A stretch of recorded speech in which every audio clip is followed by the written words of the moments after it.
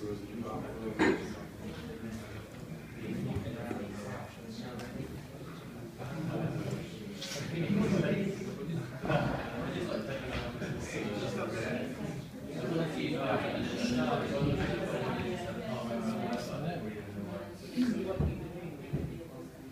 What? It's very small. I'm not sure it's properly focused. I should. Hello. Hi. We're finally going to get a demonstration of vvvv50. Those who don't know what vvvv is, it's basically a programming language that allows you to basically make really nice, often graphical or interactive stuff without having to basically figure out how to program properly. This version that Ted is going to demonstrate to you is a kind of like another leap in terms of what we need to kind of do. So I'm going to leave it now to Ted to explain it. Yeah. Obviously, screen showing stuff. Just a sec.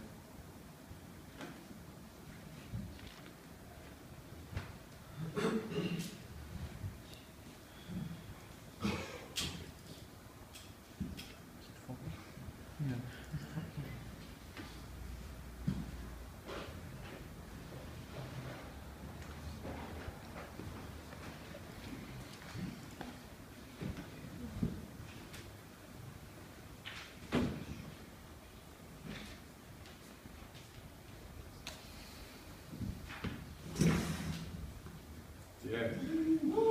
Wow. Thank you all for staying almost an hour. It was virtually impossible in London to get from point A to point B. But yeah, I mean. I'm Tegan, first name. Second name was Elias, my colleague in Berlin. He's not here today, but he did this talk with me together 2 weeks ago in Berlin. And I'm just repeating it here for you. Thanks for the invitation, Hayden, and for the possibility to give you this presentation. What I'm going to show you is a little introduction, what Hayden just did, with some images. Then the question, why would we rewrite our system? Because it's kind of cool right now, and it's very capable of doing large-scale media projects. But anyways, we did it completely new from scratch. And then this is the main part where I'm going to show you some of the features. I'm not going to program something amazing on screen. It's more about understanding how I'm doing it. And in the end, I'm just going to summarize what you've seen. Okay.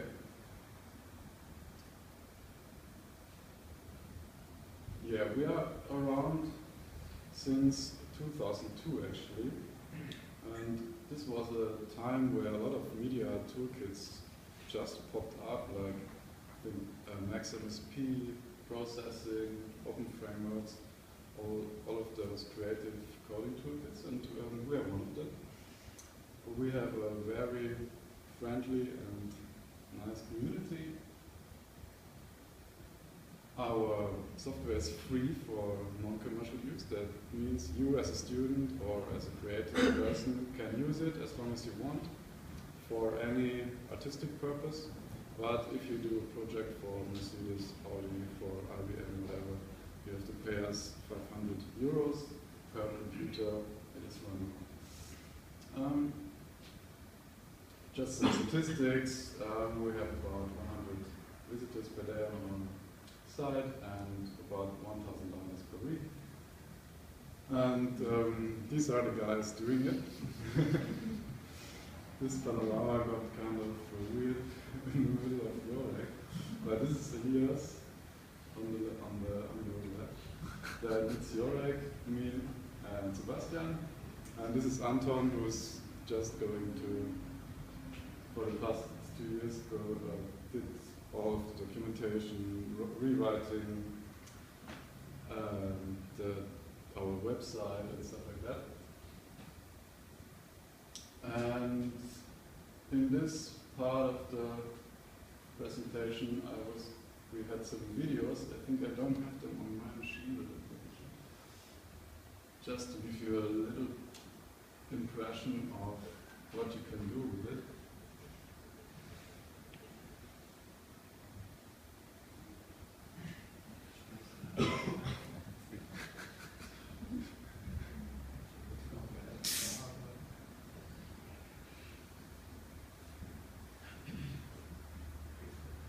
Oh, no, there it is.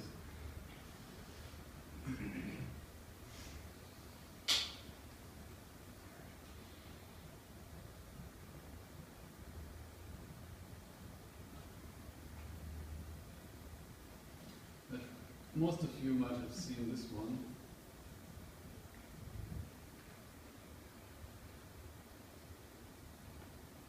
In the Walt Disney Concert Hall in Los Angeles, where two friends of us from Berlin will, together with some students of the university there, created this project which had some projection mapping in the concert hall into this organ, into the seats. And the content you are seeing is partly pre-rendered stuff from After Effects, but also interactive content which reacts to the music, it reacts to the movement of the conductor.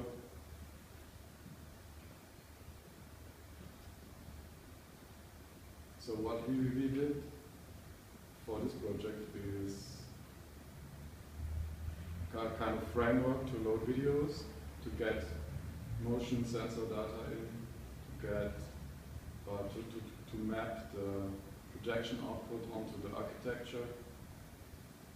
I think this is kind of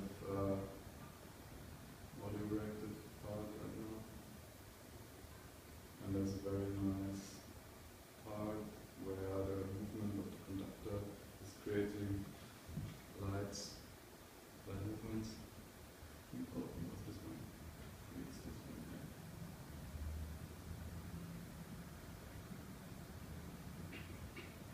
This is one example, and the next one is not projection based, it is only hardware. This was a project done by two of my colleagues, actually Jörg and Sebastian. And it is a very big, like, egg or potato shape, full of those white ping pong balls. And in V4, there's a virtual representation of all of those balls, so we know exactly where each of the ball is. And around the sculpture there are 8 lasers which can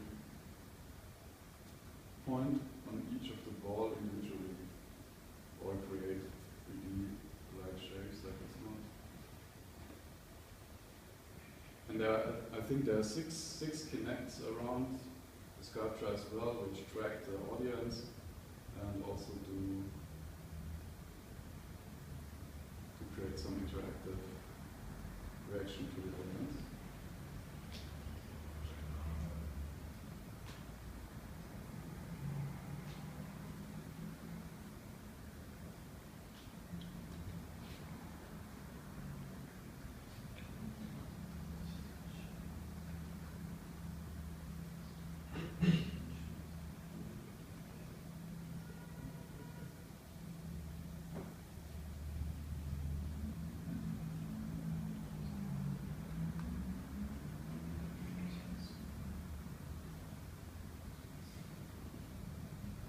And just to let you know what the technology is that was used for the project. So for the first one there was audio analysis, Kinect for the conductor and then projector output.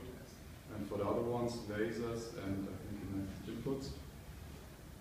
And that's basically what our toolkit is doing.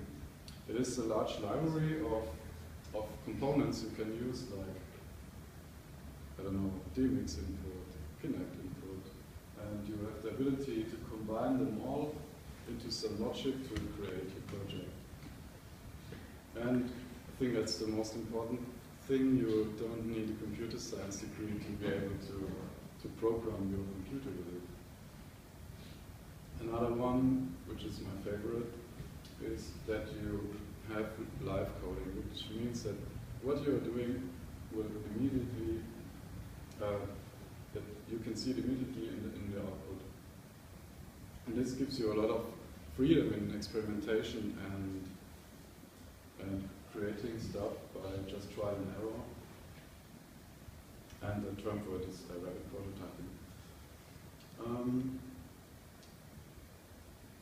Here I'm going to show you just a very quick example how this looks like.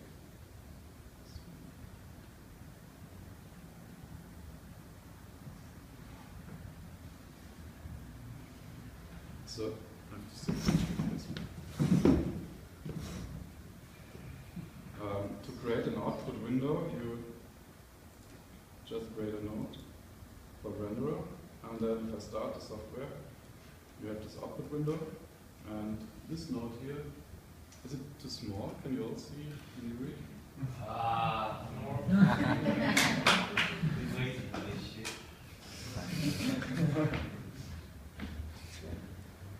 So this node here represents the window, and then I can connect shapes to render into it, like this. And we don't see anything because the color is probably black.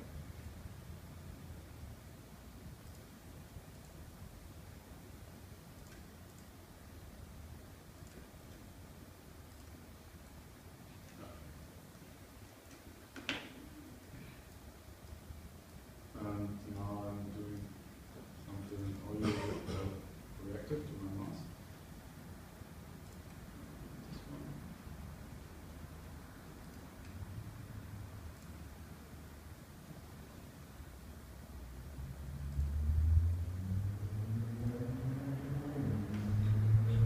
Okay, that's basically an example of an interactive project. You have input devices like this, the mouse. Then you have graphics or content you want to show, and you have your output devices that render your output. Or this could be a connection to a laser, it could be a network output to control a robot or whatever. And that's how it basically works.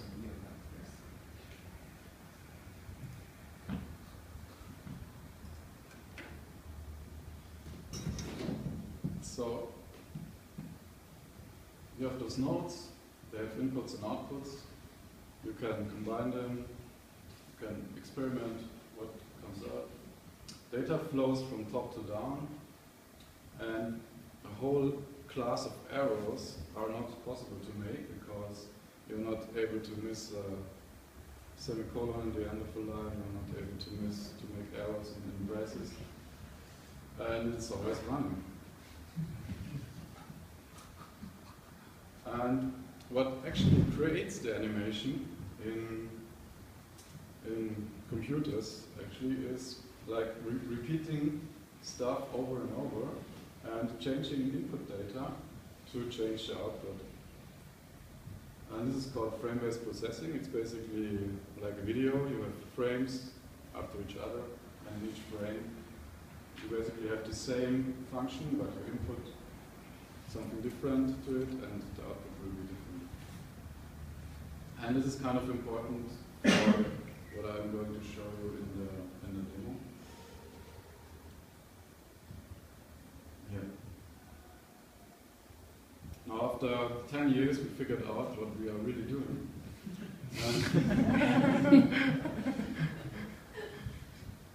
We have a visual language, which is the nodes, the pins, the connections you have. Then you have a runtime, which is this frame-based repetition of this function you are actually programming with the language. Then you have an environment. This is the software you are actually starting, the exe. It creates the window for you, it opens files for you, it saves stuff. And then the most important part is the library, which is filled with the mouse input, with 3D render output, with laser output, with network our system is up to now, it is like, this is kind of mixed all together. It's not clearly divided into those sections, which makes it kind of hard to keep up with the current developments in the digital world. And that's basically the reason why we have, or we want to rewrite it, to just separate the runtime, the language, and the editor from each other.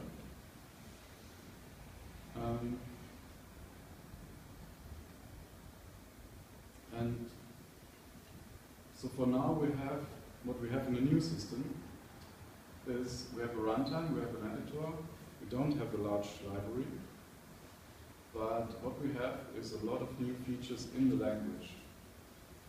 And this was the most important part for us in the new development, because if projects get very huge and complicated, we are missing some means of expression to pack away complexity and have some kind of easy access or representation to very complex problems.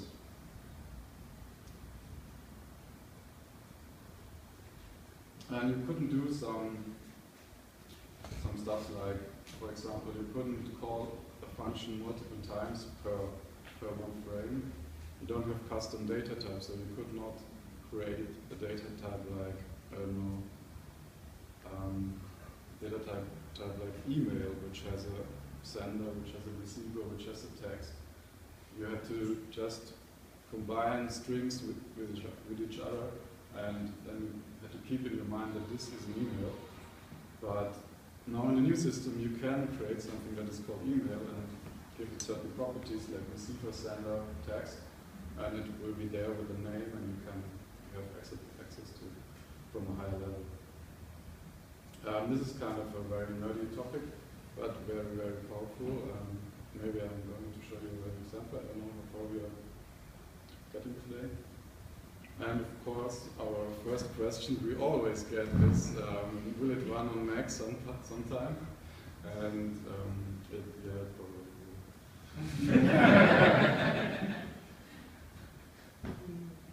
So now I'm going to start actually programming in front of you with the new system. And I'm doing a very boring example with just a particle which is moving around on the screen, but it's more interesting now I'm doing it. So what the particle should have is it has a position and it has a size which will pulse a little bit. The particle itself will change its own size. And we are going to create a velocity input for the particle, which gives it the initial speed and direction. And then we have a method which is called update, and in each update the particle will advance by the given velocity. And of course it should not leave the window. And then we're going to create multiple of them, and this is where it gets interesting.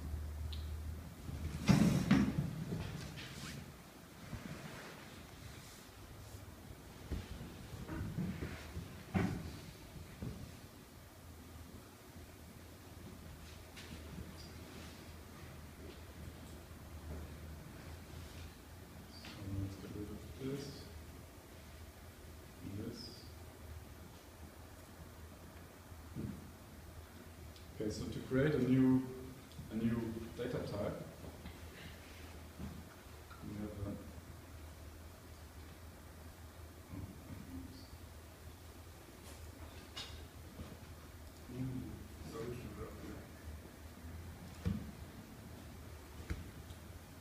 it's very small. Yeah, I'm creating a new data type called particle.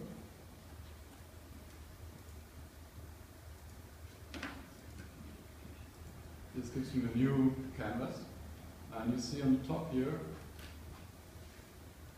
can you read it from back there? Not really. I could reduce the resolution of my screen.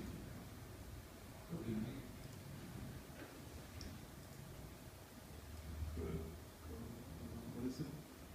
16 by 9 aspect? This maybe.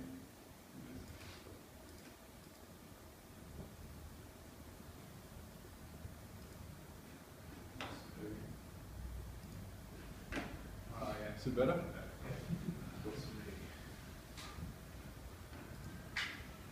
Okay, this has here two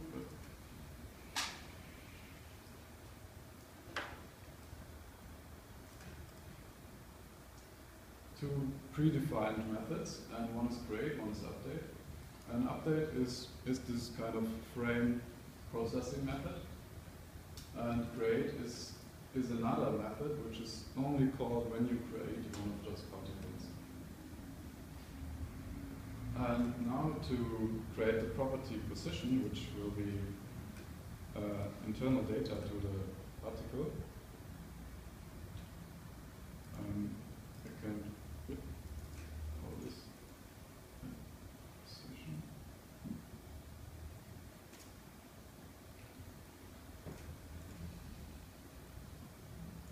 And then I would need an input called velocity.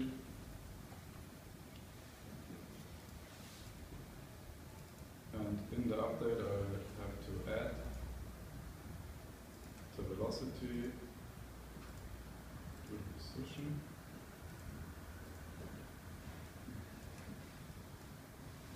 And the new position will be stored in this property.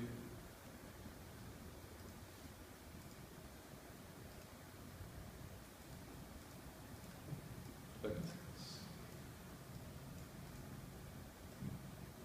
So this is the basic function of this particle. Now in the root,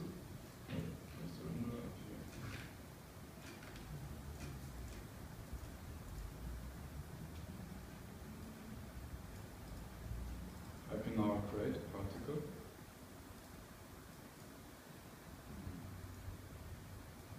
I have to probably output the position as well to draw it. Like this. Then this rectangle, connect position to position. And so this is the velocity input, this one. This is this input. And here the position output is this one. Let's call this position.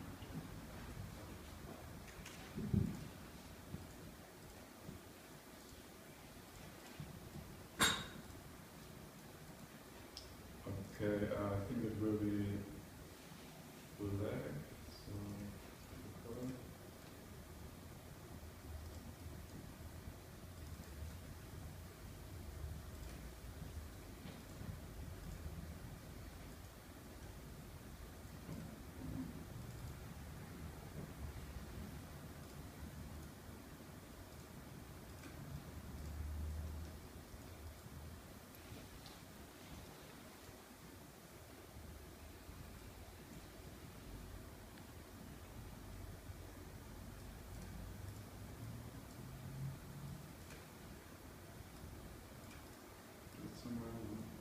Oh yeah, there it is.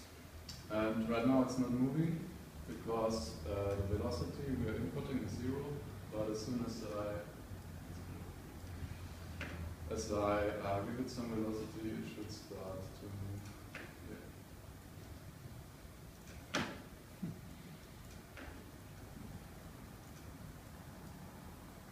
So this is the up, and now it leaves the screen. We can reverse the y speed. We'll come back.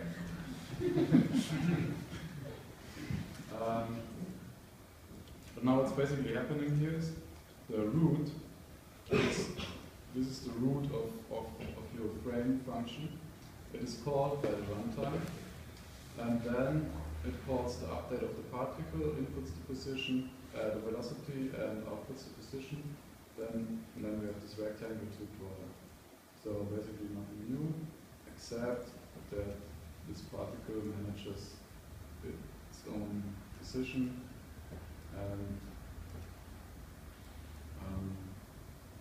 that the particle is like its own data type. So what have you got the left output thing? That's this one? Is it? Yeah. State. Yeah. I'm explaining that in a minute. Cool. Because first we have to confine the position into the screen space. This thing, that's okay. Maximum is 500 pixels. The coordinate system is in pixels finally. Say again? Coordinate system is in pixels finally, not from -1 to 1. This is random. Up to now we only have this renderer as a graphical output, and it's a direct 2D renderer, which is pixel space. But I think if we have 3D render engines like DirectX 11 or OpenGL or whatever, we will probably go back to -1. But for now, the space here is pixels, and it should then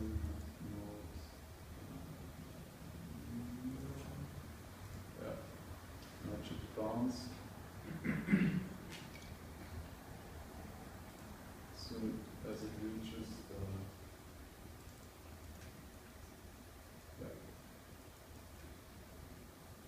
it's more.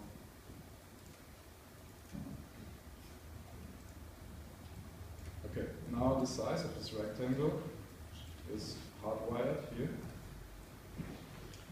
And to give the particle a size output,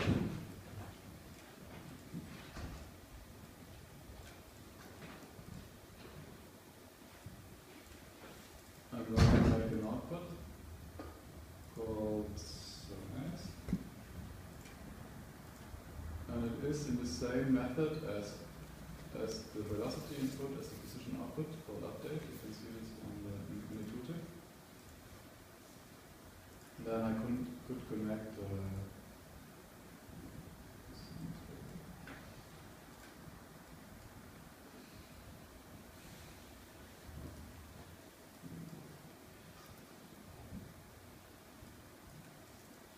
I'm going to move it to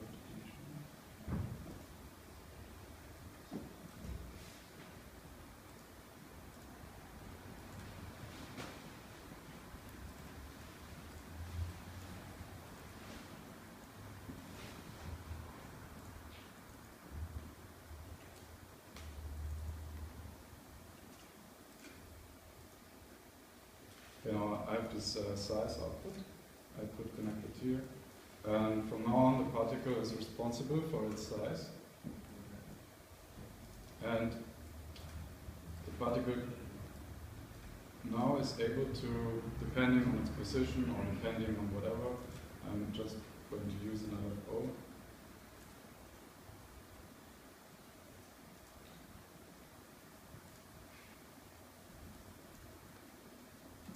Probably have to map it from which one to maybe 20, 5 to 20, let's see.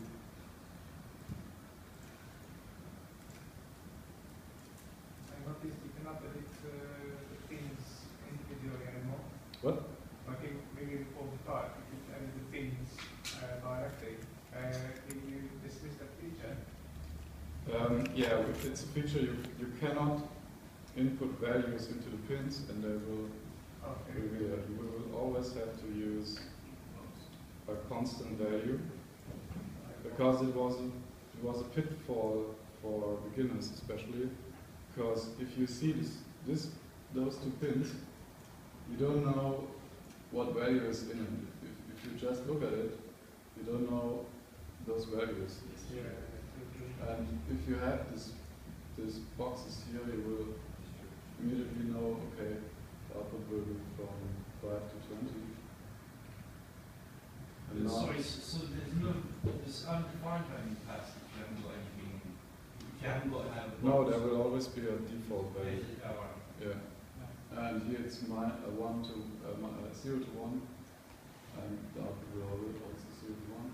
Now the other flow is a sawtooth wave. I'm going to quickly change that to a sine wave. It looks a little bit better. Okay.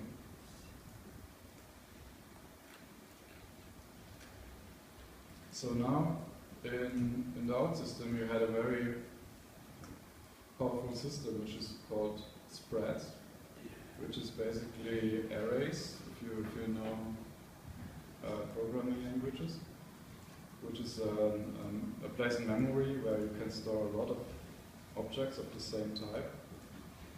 And here we don't really have it in this sense as it was before.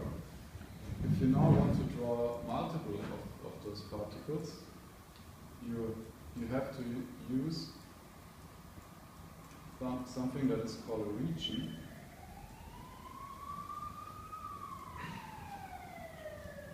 And this region has an iteration count input, and it will call whatever is in here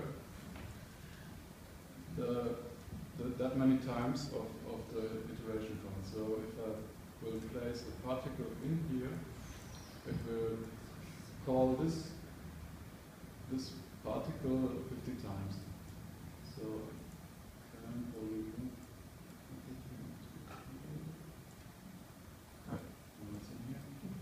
we've lost those connections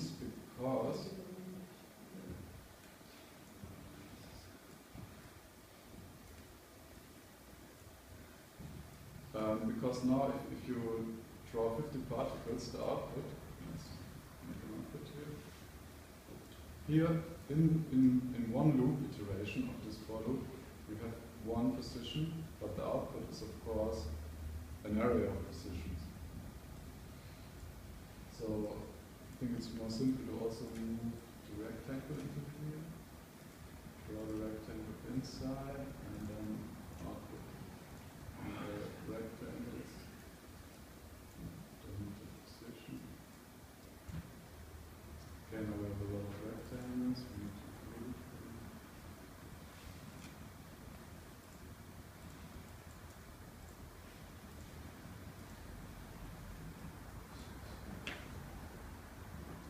They are now all at the same position, so for each loop we have to call a random function.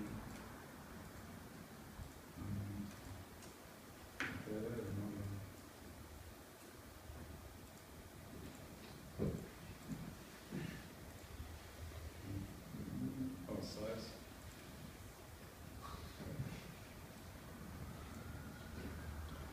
Now, depending on the iteration count, the system creates particles for you, or it removes them. So now I have no iteration, so everything that's in this region will be called only never.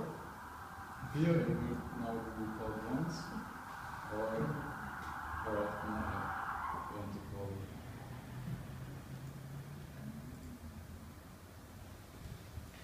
So how do you target just one instance then?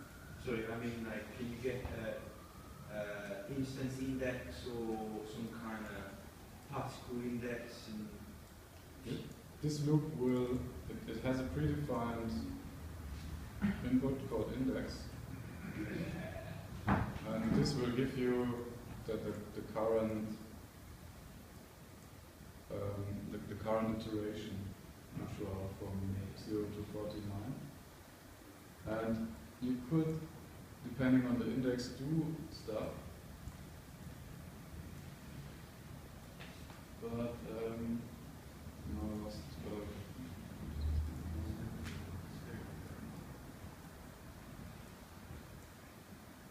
I just have to check what I was.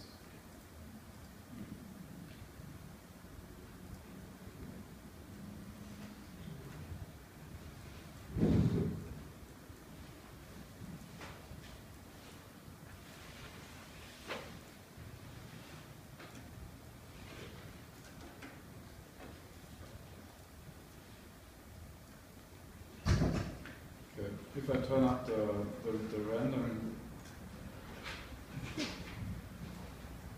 values, if I increase the size, you have this very strange behavior.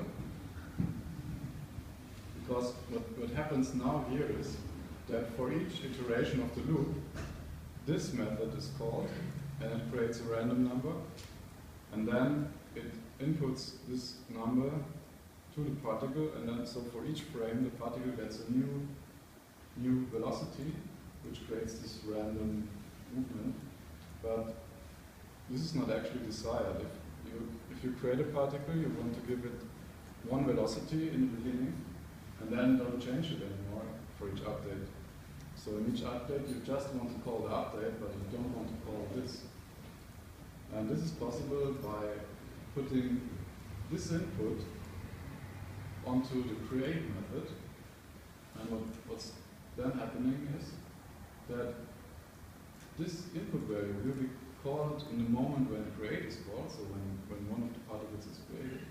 And then it stores the value into this little field here, and in each update you will have the initial value that you put in create. Now if you have a look outside, this connection is not valid anymore, because this one is actually on update, so each frame, and this white pin represents another moment in time. This is the moment of creation. So we can also move this thing to create. Let's see this. And now if I connect that here, this will happen only once when one of the particles is created. We create one random 2D vector as a velocity and output into the particle, input it into the particle. And then on each update, the particle advances. Let's go back and create them. Yeah. Now they keep their velocity over time, and the particles have a steady motion. So that's something drastically new, that you have those different moments in time you can use, like create. And you can create more of them just by creating anything. This one, new operations, we can call it get size.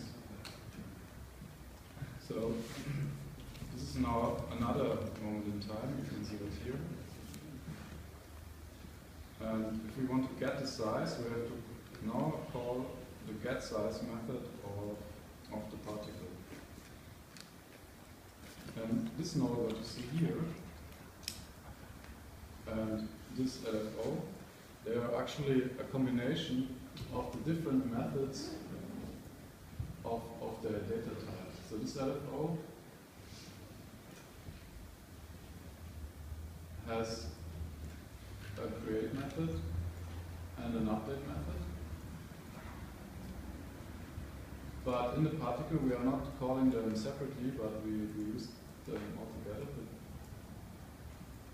So actually what's in this LFO, there's a little place where the LFO data is stored. And then on each update, the update of the LFO is called.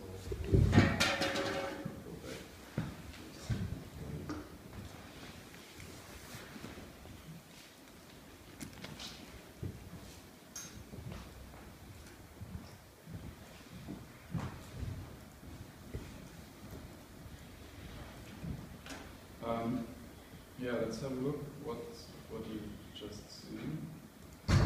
So you create your own handling and stuff like that, basically. Your own what? Handling of events and stuff like that. Or Yes. Yeah, with methods, they are just methods. If you're a programmer. So you get a different cutoff code for example, as you said, get size or something like you get a different cutoff code for a different kind of event, I suppose. Yes, each color represents another moment in time. Yeah, if you want to. Yeah. So the particle itself is it has two properties. It has a position and this LFO. And it has two operations, like the create and the update. And the runtime then creates these particles for you, and then calls the update method, and the update method then changes the properties of this data type.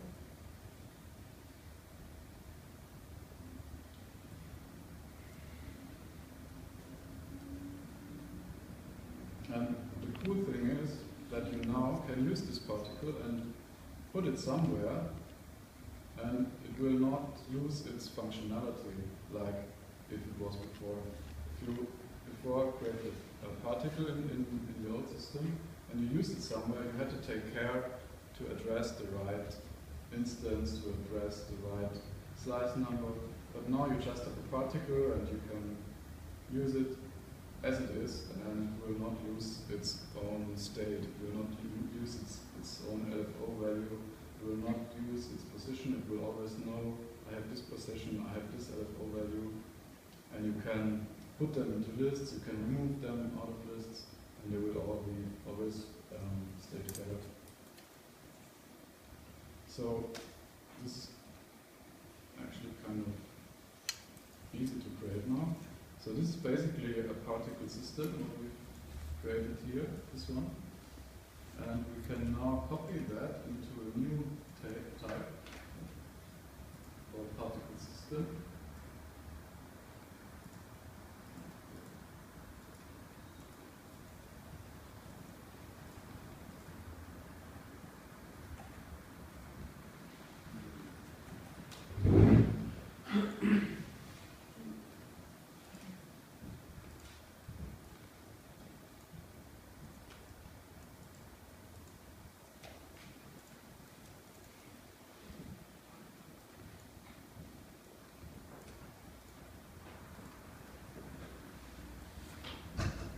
And here we just output all the rectangles, and in the root we can now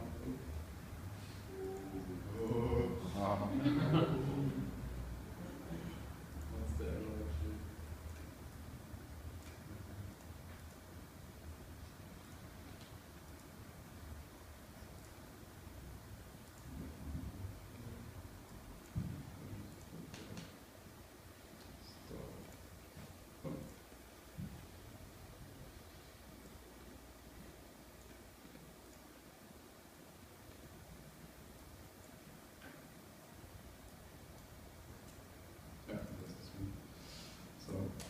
Particle system. Now we have this output rectangles. It's actually this one.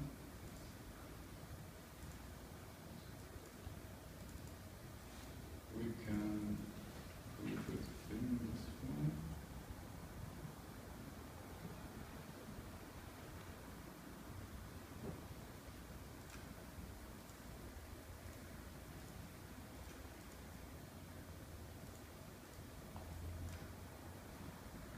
Now here I can connect this one into the render, and I should do the same as before, yes. And now it's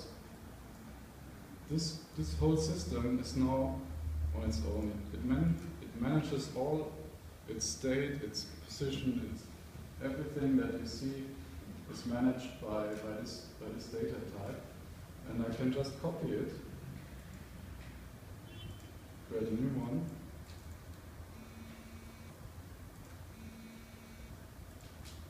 Draw it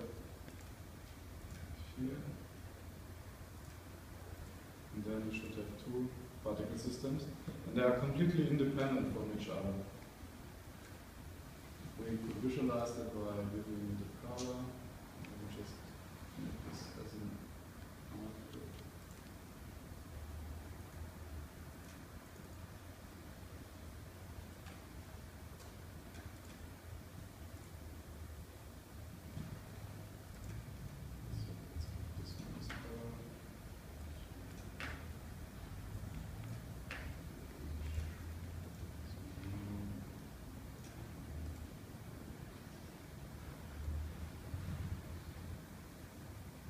And yeah, they are now all have the same LFO values.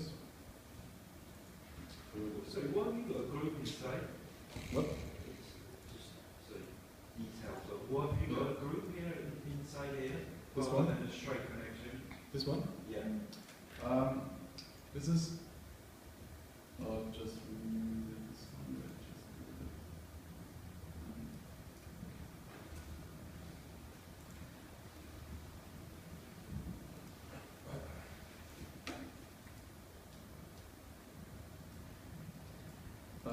Here you have, so inside of the loop you are drawing your particle, then you create a rectangle out of the position and the size, and here the output of the loop is now an array of rectangles, and you have to group them now like in spectral space. It kind of flattens the array as like a... Yes, and the output of this group is just one thing that you can render into the output. And here, this group is another group. It's more like horizontal, and it combines different renderable objects into one. That's like an old school group, whereas the one you showed before. Yeah, that's the one. Yeah, if you know the old system, that's the one you're used to. And this one is like a spectral group. Yeah, cool. Here for the period, you could use another random value.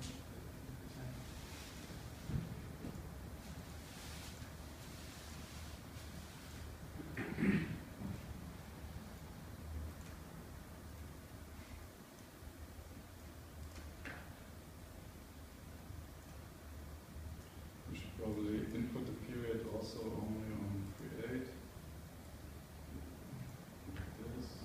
And then here we use this one on create.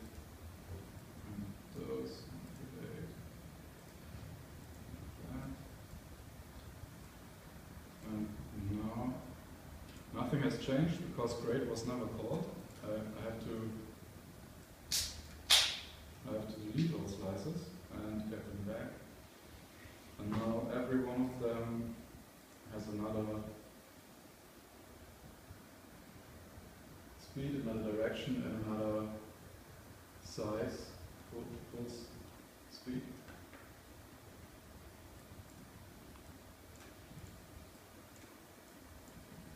And that's basically the big new thing, that this particle manages its own state, its own size, its own position, that this particle system manages its own particles, and you can create many of them without caring about. We could now make an array of particle systems, give them a number of colors. Let's try that actually. Just make a for loop around this one.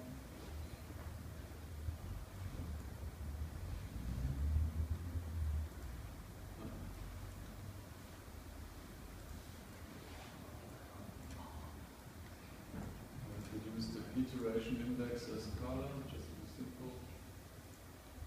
And then I have to use another spectral group.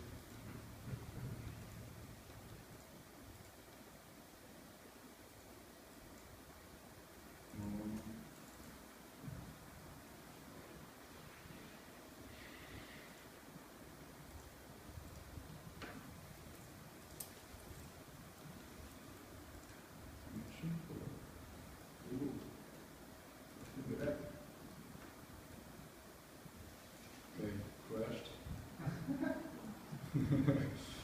Well, you didn't create a user interface. That's a very good improvement. What?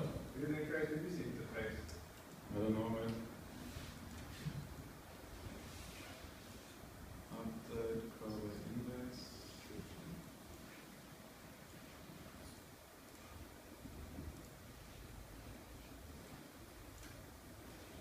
So you can screw up things.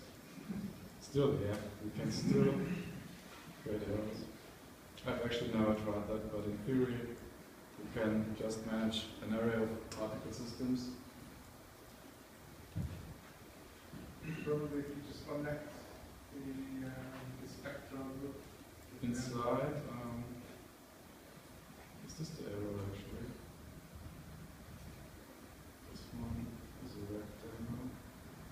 kill that.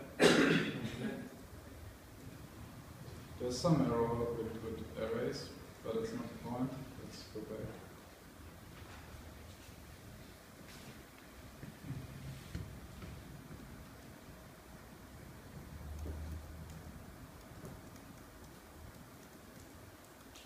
Oh.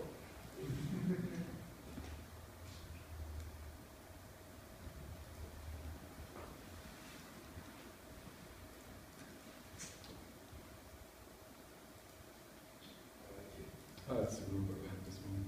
This one.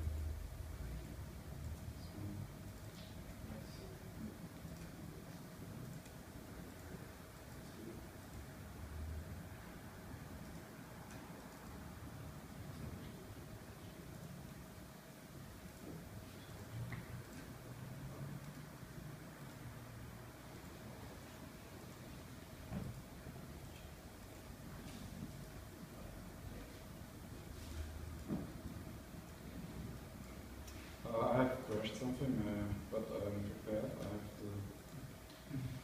the patch.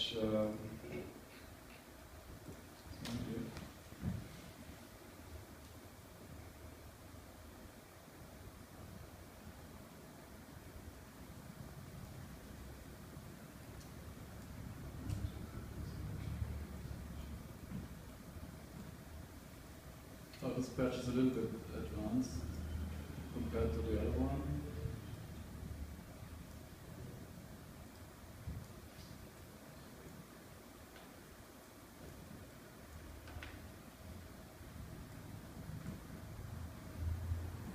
Okay, here we got the two particle systems, and they look a little bit different. They don't have the loop inside anymore, which was managing the particles.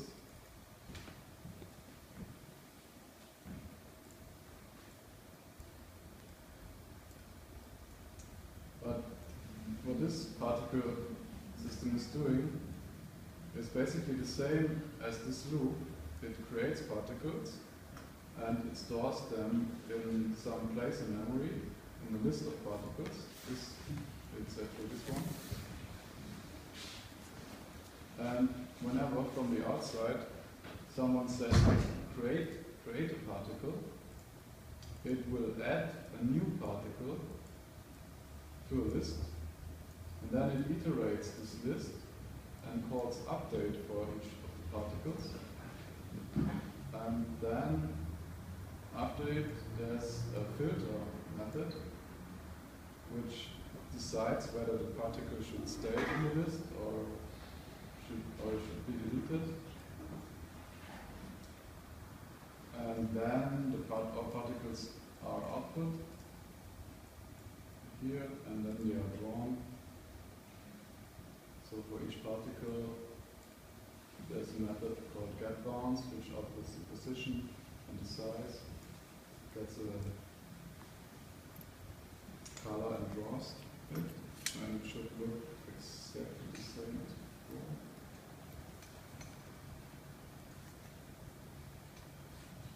I expect that one of the particle systems is a circle, and the other one is rectangles. What's the deal with those getBounds and sorry, are these text-coded functions or No. are they .NET automatic things? No, that's the thing I wanted to explain next.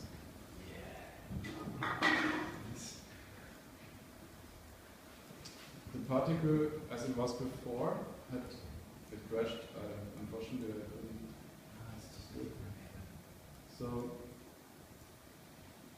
this is the particle we had before. When it is created, it gets a period for its size pulse. It gets a velocity for its motion, and then it outputs the position and the size in the same moment. So if you after it gets called in each frame, and in the moment it gets updated, it also outputs the position and size. But sometimes you just want to update the particle, like here, and you don't need the position and the size in there, but you need it later when you want to draw it here. So what you can do is just create another method, which is getBounce in this case, and this will then show up here, and it is another moment in time that you can call whenever you want. And it is called here after the particle has executed all its logic. It outputs all particles. Then here you can do a loop which goes for each particle getBounce, and in the getBounce nothing happens except that it will output the position and size, and it will not call update again. So that's an important thing here. Because if it would call update again, the particle would advance another step, which you don't want. You just want to update it once per frame.